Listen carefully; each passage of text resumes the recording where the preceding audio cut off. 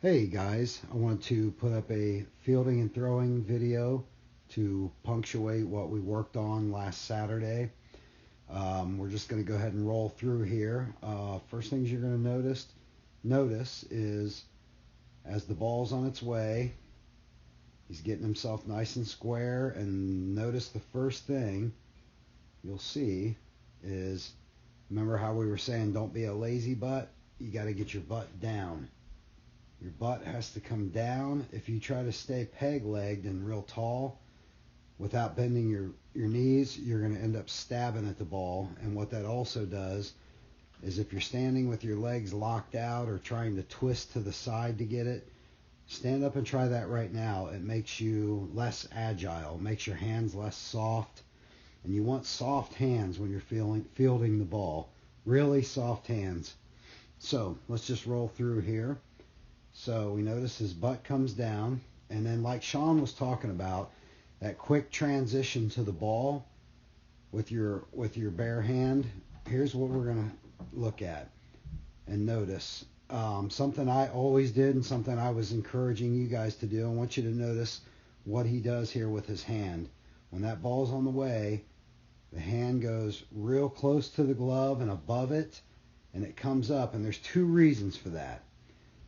It makes it quicker, a quicker transition. Once the ball goes into your glove, as you'll see, you're ready to scoop and pounce on that with that bare hand the second that it hits your glove. So it's a really quick transition. And then the second thing it does is, what if you get a nasty hop? Having that hand right there ready to go can mean the difference in, taking one in the chops or being able to knock that sucker down. Say it takes a really nasty hop right here. Well, I don't want that thing popping up and hit me in the face, so I'm going to keep my hand there so I can at least have a chance to knock it down. So anyway, moving forward, we're going to see the next thing here that we talked about, was after he fields, he's got work to do yet. And you'll notice the first thing he's going to do, like I talked about, was he's going to gather, he's going to hop himself open. Just like we talked about. Notice that. Hops himself open. First base is over here.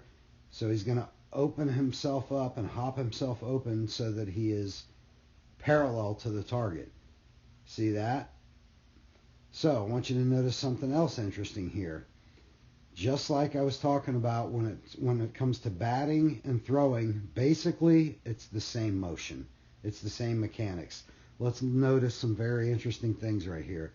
60, 40. Just like we talked about in batting, 60% on the back, 40% on the front, once he hops himself open into position. Now notice, just like in batting, let's pretend that he's holding the bat here. It's almost identical. Okay, he takes a second hop here, so let's let him replant. Okay, so just like if he was batting right here, he's going to stride into the ball. Now let's watch the interesting things that happen when you bat. Okay, so he's going to stride into this left leg. He's going to post into that left leg just like when he's hitting.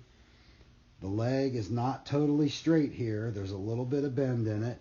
But just like when he's batting, notice what happens. That leg starts to straighten. Belt buckle takes over.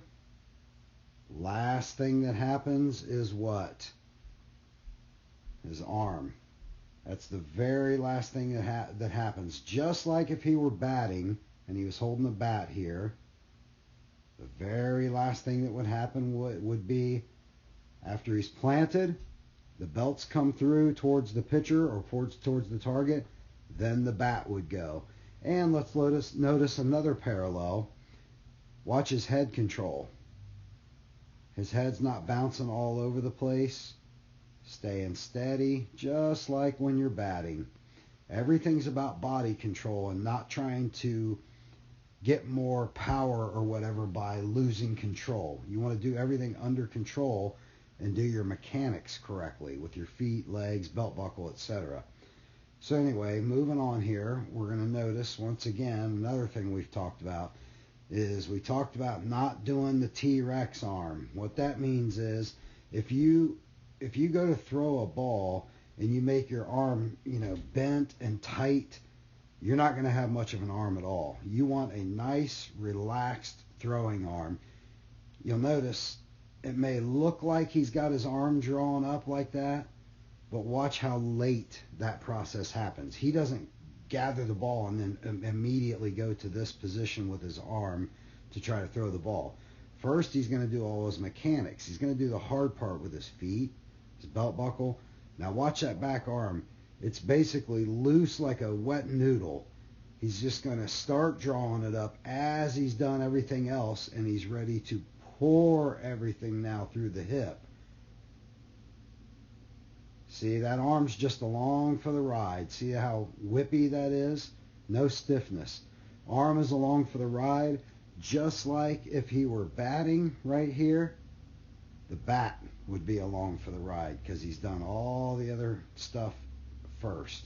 So the ball coming through on a throw, just like if he were batting, is the very last thing. So let's keep going forward here a little bit. I got another guy, another angle here I want you to look at. Okay, so we're going to watch from here. So this guy's fielded the ball off to the side, but still he's going to jump himself open to the target. First base is over here. So he's going to jump himself open to the target. Next thing that's going to happen, he's going to go 60, 40, just like if he was holding a bat here. Look at him. Look at his head position. You could pretend he's batting here just as easily as he's throwing. So he's going to transition into this front leg, which is not stiff yet, but will begin to stiffen up. Why? Because he's pouring everything into it, and his belt buckle has begun to crank. See that? Now it'll start to stiffen up. And here's what's real similar to batting. If you've done everything right, if you've done your leg work and everything, let's watch the back foot. Back foot has to come up. The belt buckle cranked forward into a stiff knee. What has to happen? Back foot has to come along for the ride. Now let's look at one more thing here real quick. After he's gathered, what I always say, remember, I always say flash the target. In other words, you let your glove now come free and point to your target, and it gives your eyes something to think about and your brain to work together to lock in on the target. So he doesn't do it quite as much, but I see a lot of players, and I always did myself, flash, point that glove to the target, and it'll train your brain to follow along right down the line. So flashes the target, pours everything through. Another thing I want you to notice, know how I was saying, and we were telling you to get really wide on this throw. Look at the throwing arm, how wide it gets. It's extending behind him, like some of you, I was having you act like you were handing me the ball behind you, and that starts the throwing motion. Let's just watch the reach back and then the throw. You'll notice there's a reach back, soft arm, then the throw. The arm straightens and unwinds later as a result of the whip action from having the arm soft.